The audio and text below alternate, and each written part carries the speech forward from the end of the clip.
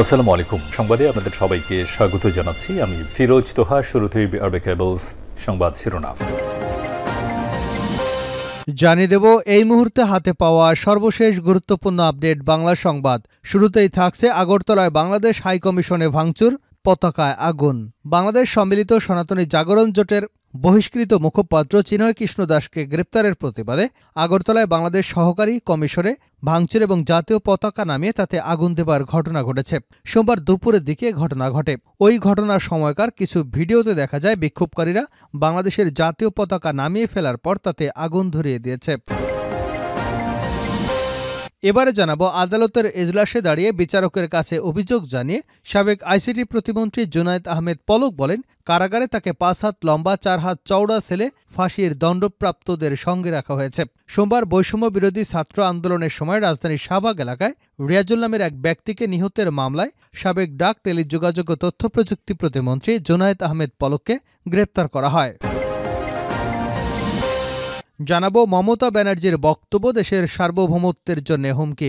বাংলাদেশের জাতিসংঘের শান্তিরক্ষা বাহিনী মোতায়েন নিয়ে পশ্চিমবঙ্গের মুখ্যমন্ত্রী মমতা বন্দ্যোপাধ্যায় যে বক্তব্য রেখেছেন তা বাংলাদেশের স্বাধীনতার সার্বভৌমত্বের প্রতি হুমকি স্বরূপ বলে মন্তব্য করেছেন বিএনপির মহাসচিব মির্জা ফখরুল ইসলাম আলমগীর। অবিলম্বে মমতার এ ধরনের বক্তব্য প্রত্যাহারের দাবি জানিয়েছেন তিনি। এদিকে মালয়েশিয়ায় ৭,০০০ বাংলাদেশি গ্রেপ্তার। মালয়েশিয়ায় ৭,০০০ বাংলাদেশিকে গ্রেপ্তার করেছে অভিবাসন বিভাগ। হরিয়ান মেট্রোর প্রতিবেদনে বলা হয়, চলতি বছরের জানুয়ারি থেকে ১৪ নভেম্বর পর্যন্ত বিভিন্ন স্পটে অভিযান চালিয়ে বিভিন্ন অপরাধে ৭,৮২২ বাংলাদেশি সহ বিভিন্ন দেশের মোট ৪১,২৩৪ জন অবৈধ অভিবাসীকে গ্রেপ্তার করা হয়।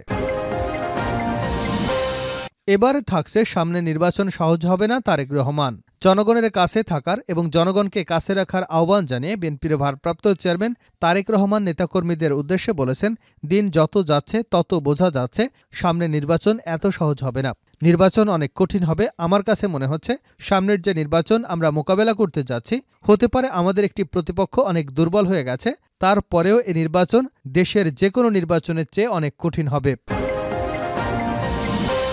এবং সর্বশেষ জানাবো থার্ড টার্মিনালে অতিরিক্ত ব্যয় নিয়ে তদন্ত হবে। বেসামরিক বিমান পরিবহন এবং পর্যটন উপদেষ্টা এএফ হাসান আরিফ বলেছেন, ঢাকার হজরত শাহজালাল আন্তর্জাতিক বিমানবন্দরের থার্ড টার্মিনাল নির্মাণে এখন পর্যন্ত ২৩,০০০ কোটি টাকা খরচ হয়েছে। দুর্নীতি না হলে এত টাকা খরচ হবার কথা নয় বলে একটি কিনোট পেপারে উঠে এসেছে। নিশ্চয়ই অতিরিক্ত খরচের বিষয়টি তদন্ত করা হবে। এতক্ষণ শিরোনাম শুনছিলেন, এবার বিস্তারিত। প্রিয় দর্শক, আপনি যদি এই চ্যানেলে নতুন হয়ে থাকেন, ভিডিওটি দেখতে দেখতে চ্যানেলটি সাবস্ক্রাইব করে আমাদের সঙ্গে থাকুন। আর এই ভিডিও সম্পর্কে আপনি আপনার মূল্যবান মতামতটি কমেন্ট বক্সে জানিয়ে দিন। আর হ্যাঁ প্রিয় দর্শক, জানিয়ে দিন ভিডিওটি কোথা থেকে দেখছেন। আগরতলায় বাংলাদেশ হাই কমিশনে ভাঙচুর, পতাকায় আগুন। বাংলাদেশ সম্মিলিত সনাতনী জাগরণ জোটের মুখপাত্র চিনয় কৃষ্ণ দাসকে গ্রেপ্তারের প্রতিবাদে আগরতলায় বাংলাদেশ সহকারী হাই কমিশনে ভাঙচুর এবং জাতীয় পতাকা নামিয়ে আগুন দেওয়ার ঘটনা ঘটেছে। সোমবার দুপুরের দিকে ঘটনা ঘটে। ওই ঘটনার সময়কার কিছু ভিডিও দেখা যায় বিক্ষোভকারীরা বাংলাদেশের জাতীয় পতাকা নামিয়ে ফেলার পর তাতে আগুন ধরিয়ে দিচ্ছে। চিনয় কৃষ্ণ দাসের গ্রেপ্তারের বিরুদ্ধে হিন্দু সংঘর্ষ সমিতি নামের একটি সংগঠনের সভা ছিল আগরতলায় বাংলাদেশের সহকারী হাইকমিশনের সামনে। সভা শেষে সংগঠনের ৬ জনের একটি প্রতিনিধি দল হাইকমিশনের কার্যালয়ের ভিতরে যায় এবং স্মারকলিপি জমা দেয়। এর বাইরে থাকা কিছু হিন্দু যুবক হঠাৎ বাংলাদেশ সহকারী হাইকমিশনের কার্যালয়ের ভিতরে ঢুকে বাংলাদেশের জাতীয় পতাকা নামিয়ে ঘটনাস্থল থেকে এমন কিছু ভিডিও চিত্র পাওয়া গেছে। পরে হাইকমিশন কার্যালয়ে কিছু সাইনবোর্ডে ভাঙচুর করে এবং তাতেও আগুন লাগিয়ে দেয়। এ বিষয়ে হিন্দু সংঘর্ষ সমিতি কার্যকরী সদস্য বিকে রয় জানিয়েছে, ডেপুটেশন দেওয়ার সময় বাইরে কি ঘটনা ঘটেছে তা দেখেননি এবং তারা ডেপুটেশন দিয়ে আসার পরও কাউকে অফিসের ভেতরে দেখতে পাননি। ঘটনার খবর পেয়ে ত্রিপুরা পুলিশের শীর্ষ কর্মকর্তা ঘটনাস্থলে গিয়ে বাংলাদেশের সহকারী হাইকমিশনের অফিসটি ঘুরে দেখেন এবং হাইকমিশনের কর্মকর্তাদের সঙ্গে কথাবার্তা বলেন। তবে এ বিষয়ে ভারতের আইনশৃঙ্খলা বাহিনীর সদস্যরা সেখানে উপস্থিত সাংবাদিকদের কাছে কোনো মন্তব্য করেনি। একই ঘটনায় বিক্ষোভ হয়েছে ভারতের কুচবিহারেও। সেখানে বাংলাদেশের অন্তর্বর্তীকালীন সরকারের প্রধান উপদেষ্টা অধ্যাপক মোহাম্মদ ইউনুসের কুশপুত্তলিকা পুড়িয়ে বিক্ষোভ দেখায় সনাতনী হিন্দু মঞ্চ। সংগঠনটির সদস্যরা পার্শ্ববর্তী বাংলাদেশ সীমান্ত লাগোয়া চ্যাংড়া বান্ধায় বিক্ষোভ মিছিল করে। এ কর্মসূচি ঘিরে কড়া নিরাপত্তা ছিল সীমান্ত এলাকায়। এদিকে বিক্ষোভ হয়েছে ভারতের পেট্রোপোল সীমান্তেও। সেখানেও সমাবেশ হয়েছে পশ্চিমবঙ্গের বিরোধী দলের নেতা শুভেন্দু নেতৃত্বে।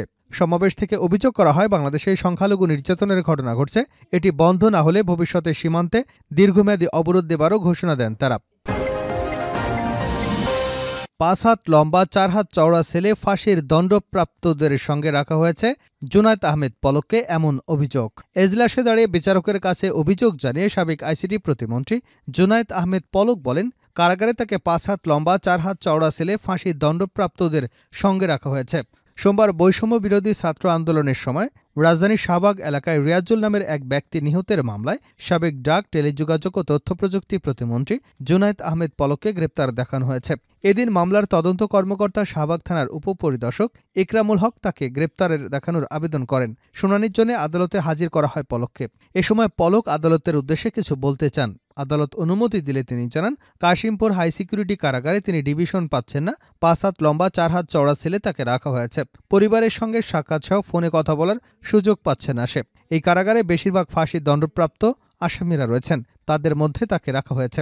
এ সময় আদালত পলককে লিখিত আকারে আবেদন করতে বলেন। পরে আদালত গ্রেপ্তার দেখানোর আবেদন মঞ্জুর করেন। এরপর তাকে কারাগারে পাঠানো হয়। মামলার অভিযোগ থেকে জানা যায়, গত 4 আগস্ট ছাত্র জনতার আন্দোলনে রাজধানীর তোপখানা রোডে রিয়াজুলকে গুলি করা হয়। পরে তিনি ঢাকা মেডিকেল কলেজ হাসপাতালে চিকিৎসাধীন অবস্থায় মৃত্যুবরণ করেন। এ ঘটনায় 26 অক্টোবর রাজধানীর শাহবাগ থানায় মামলা করেন রিয়াজুলের পূর্ব পরিচিত বিলাল হোসেন। মমতা ব্যানার্জির বক্তব্য দেশের সার্বভৌমত্বের জন্য হুমকি ফখরুল। বাংলাদেশের জাতিসংঘের শান্তিরক্ষা বাহিনী মোতায়েন নিয়ে পশ্চিমবঙ্গের মুখ্যমন্ত্রী মমতা বন্দ্যোপাধ্যায় যে বক্তব্য রেখেছেন তা বাংলাদেশের স্বাধীনতার সার্বভৌমত্বের প্রতি হুমকিস্বরূপ বলে মন্তব্য করেছেন বিএনপির মহাসচিব মির্জা ফখরুল ইসলাম আলমগীর। অবিলম্বে মমতার এ ধরনের বক্তব্য প্রত্যাহারের দাবি জানান তিনি। সোমবার লন্ডন থেকে মুঠোফোনে গণমাধ্যমের কাছে দলের পক্ষ থেকে বিএনপির মহাসচিব এই প্রতিক্রিয়া ব্যক্ত করেন। মির্জা ফখরুল বলেন, সকালে কয়েকটি পত্রিকায় একটা সংবাদ দেখলাম যে ভারতের রাজ্য পশ্চিমবঙ্গের মুখ্যমন্ত্রী যে উক্তি করেছেন বাংলাদেশ সম্পর্কে, সে বিষয়ে আমি বক্তব্য না রেখে পারছি না। মমতা বন্দ্যোপাধ্যায় যে উক্তি করেছেন বাংলাদেশের শান্তিরক্ষী বাহিনী প্রেরণের, এটা সম্পূর্ণভাবে বাংলাদেশের স্বাধীনতার সার্বভৌমত্বের প্রতি একটি হুমকি স্বরূপ। আমরা মনে করি এই বক্তব্যের মধ্য দিয়ে নেতাদের যে দৃষ্টিভঙ্গি তা কিছুটা হলেও প্রকাশিত হয়েছে। তিনি বলেন, আমি মনে করি পশ্চিমবঙ্গের মুখ্যমন্ত্রী মমতা বন্দ্যোপাধ্যায়ের এই বক্তব্য অবিলম্বে প্রত্যাহার করা উচিত। এ ধরনের কোনো চিন্তা তাদের মধ্যে থাকা উচিত হবে না, কারণ বাংলাদেশের মানুষ মুক্তির যুদ্ধ করে স্বাধীন হয়েছে এবং সম্প্রতি একটা বিপ্লবের মধ্য দিয়ে গণতন্ত্রকে ফিরে পেয়েছে। এদেশের মানুষ যে কোনো মূল্যে এ ধরনের চক্রান্তকে রুখে দেবে। সোমবার বিধানসভার শীতকালীন অধিবেশনে যোগ দিয়ে তৃণমূল নেত্রী মমতা বন্দ্যোপাধ্যায় বাংলাদেশের ধর্মীয় সংখ্যালঘুদের নিরাপত্তা নিশ্চিত করতে প্রধানমন্ত্রী নরেন্দ্র মোদীর ব্যক্তিগত হস্তক্ষেপও চেয়েছেন। এনডিটিভি লিখেছে, বাংলাদেশে আন্তর্জাতিক খ্রিস্ট ভাবনামৃত সংঘ ইসকনের 3 জন পুরোহিত গ্রেপ্তার খবরের মধ্য দিয়ে পশ্চিমবঙ্গের মুখ্যমন্ত্রীর এমন দাবি তুললেন। ফখরুল ইসলাম বলেন, বাংলাদেশের সাম্প্রদায়িক সম্প্রীতি ক্ষুণ্ণ হবার বা বিপন্ন হবার যে অলীক কাহিনী ভারতীয় মিডিয়া প্রচারিত করছে তা কোনোভাবে গ্রহণযোগ্য নয়। তিনি বলেন, আমরা বারবার বলছি, এখানে ভারতের সাংবাদিকরা এসেছিলেন, তারাও দেখেছেন। পশ্চিম বাংলা এবং ভারতের অনেক নামকরা সাংবাদিক এখানে এসেছিলেন।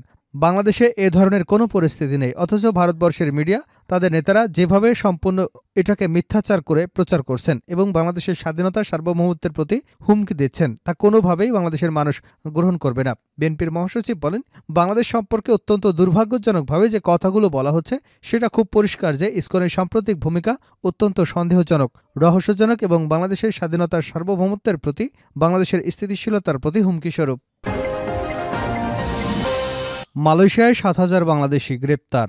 মালয়েশিয়ায় 7,000 বাংলাদেশিকে গ্রেপ্তার করেছে অভিবাসন বিভাগ। হরিয়ান মেট্রোর প্রতিবেদনে বলা হয়েছে, চলতি বছরের জানুয়ারি থেকে 14 নভেম্বর পর্যন্ত বিভিন্ন স্পটে অভিযান চালিয়ে বিভিন্ন অপরাধে 7,822 বাংলাদেশি সহ বিভিন্ন দেশের মোট 41,234 জন অবৈধ অভিবাসীকে গ্রেপ্তার করা হয়। গ্রেপ্তারদের মধ্যে সর্বোচ্চ ইন্দোনেশিয়ার 12,588 জন, মিয়ানমারের 7,112 জন নাগরিক গ্রেপ্তার। চলমান অভিযানে অবৈধ অভিবাসীদের গ্রেপ্তারের পাশাপাশি 1,600 জন নিয়োগকর্তাকে গ্রেপ্তার করে তাদের বিরুদ্ধে নেওয়া হয়েছে আইনানুগ ব্যবস্থা। ডেপুটি স্বরাষ্ট্রমন্ত্রী আরও বলেন, দেশের জনসাধারণের অভিযোগসহ চিহ্নিত হটস্পট অবস্থানগুলোতে প্রয়োগের উপর জোর দেওয়া হয়। তার টার্মিনালে অতিরিক্ত ব্যয় নিয়ে তদন্ত হবে হাসান আরিফ। বেসামরিক বিমান পরিবহন ও পর্যটন উপদেষ্টা এএফ হাসান আরিফ বলেছেন, ঢাকার হজরত শাহজালাল আন্তর্জাতিক বিমানবন্দরের থার্ড টার্মিনাল নির্মাণে এখন পর্যন্ত 23,000 কোটি টাকা খরচ হয়েছে। দুর্নীতি না হলে এত টাকা খরচ হবার কথা নয় বলে একটি কিনোট পেপারে উঠে এসেছে। নিশ্চয়ই অতিরিক্ত খরচের বিষয়টি তদন্ত করা হবে। সোমবার হোটেল লা মেরিডিয়ানে আয়োজিত হজরত শাহজালাল আন্তর্জাতিক বিমানবন্দরে তৃতীয় টার্মিনাল সম্ভাবনা ও চ্যালেঞ্জ শীর্ষক গোলটেবিল বৈঠক শেষে সাংবাদিকদের প্রশ্নের জবাবে উপদেষ্টা একথা বলেন। এভিয়েশন খাতে কর্মরত গণমাধ্যম কর্মীদের সংগঠন aviation and tourism journalist forum of Bangladesh এটির আয়োজন করে। সাংবাদিকদের এক প্রশ্নের জবাবে উপদেষ্টা বলেন, সবকিছুতেই সংস্কার একটি বিষয় আছে। দুদকও সংস্কার করবার জন্য পদক্ষেপ নেওয়া হয়েছে। প্রতিটি বিষয় যেটি বিগত 17 বছরে ঘটেছে সেগুলো শ্বেতপত্র আসছে, সেভাবে বিমানেরও শ্বেতপত্র আসবে। শ্বেতপত্র মানে শুধু অভিযোগই আনা না, এটি আত্মশুদ্ধির একটি প্রক্রিয়া।